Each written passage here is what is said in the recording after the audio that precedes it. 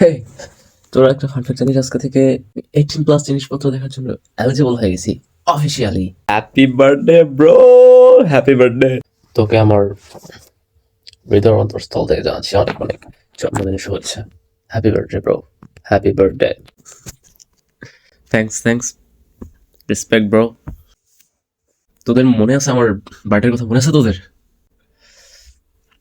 You are my real bro. কে আচ্ছা, আমাদের বাকি ক্লাসমেট গুলো কি তোরে উইশ করছো? হ্যাঁ, উইশ তো অনেকেই করছে, বাট ঠিক আছে, তাদেরকেও ধন্যবাদ। কাজকর্মে ব্যস্ত থাকি তো সবার সাথে কথাবার্তা তেমন একটা হয় না। আমার কিছু যায় আসতো না যদি কেউ উইশ না করতো, কারণ যার জীবনে তোদের মতো বন্ধু আছে তাদের আর কি দরকার। হুম, জানি তোরা একটু মাদার টোস্ট, তোরা একটু বাইন টোস্ট, বাট আর আমি তোরা রিয়েল ফ্রেন্ড। তোরা কখনো আমাকে ছেড়ে যাবি না, আমি জানি। আর আমিও তোদের ছেড়ে কখনো যেতে পারবো না। সো তোদের মতো হারামি বন্ধু বান্ধব থাকতে আর বাইরের লোকের কি দরকার, রাইট?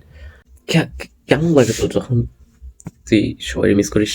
সময় একসময় যাদের সাথে এত ঘনিষ্ঠ সময় কাটাইছিস, তাদের কথা বলে তখন কেমন লাগে তোর? দেখ, এটা জীবন। আর জীবনে অনেক মানুষ থাকে, অনেক মানুষ চলে যায়। কেউ কেউ তাদের প্রয়োজনে হয়তো আমাদের স্মরণ করে, কেউ কেউ হয়তো বা কিছু মনেই করে না আমাদের।